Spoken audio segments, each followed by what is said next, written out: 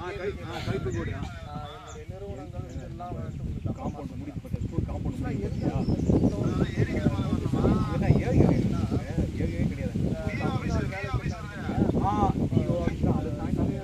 கொஞ்ச நாளுக்கு முன்னாடி இதை வந்து 125 நாட்களாக வந்துட்டு உயர்த்தணும். வேலை வாய்ப்பை உறுதிப்படுத்தணும்.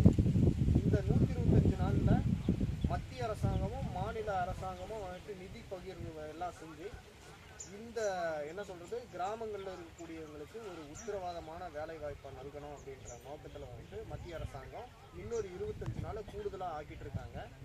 இதில் என்ன ஒரு சிறப்பம்சம் அப்படின்னு பார்த்தீங்கன்னா 125 நாளில் உங்களுக்கு 25 நாள் அதாவது 30 நாள் வந்துட்டு உங்களுக்கு உறுதியான வேலை வாய்ப்பு சொல்லிட்டுருக்காங்க. மீதி இருக்கிற நாட்களுக்கு வேலை இல்லாமல் இருக்கு இல்லையா, ஒரு வேலை இல்லைன்ட்டு அந்த அம்மா சொன்னாங்க வந்த உடனே.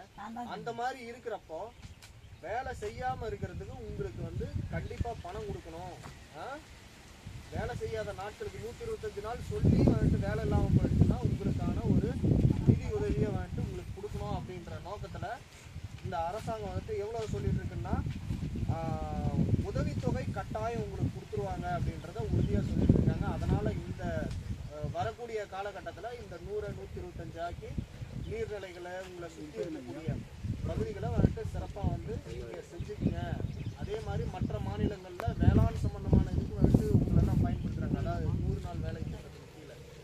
ஸோ அதனால் இந்த திட்டத்தை நீங்கள் உங்கள் கிராமத்துக்காக வந்துட்டு நல்ல முறையில் பயன்படுத்திக்கணும் அப்படின்றத வலியுறுத்தி சொல்லியிருக்காங்க. ஸோ அது சம்மந்தமான ஒரு விழிப்புணர்வு கூட்டம் தான் இல்லை.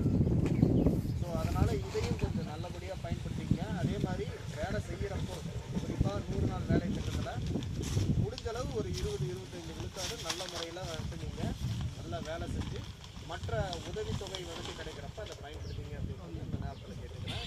ஸோ வேளாண் சம்பந்தமான தகவல்களை நான் போதுமா சரிங்க. இது வந்து அந்த இது நான் என் டாபிக் தனியாக பேசுவேன், அது வந்துட்டு விவசாயம் சம்மந்தமாக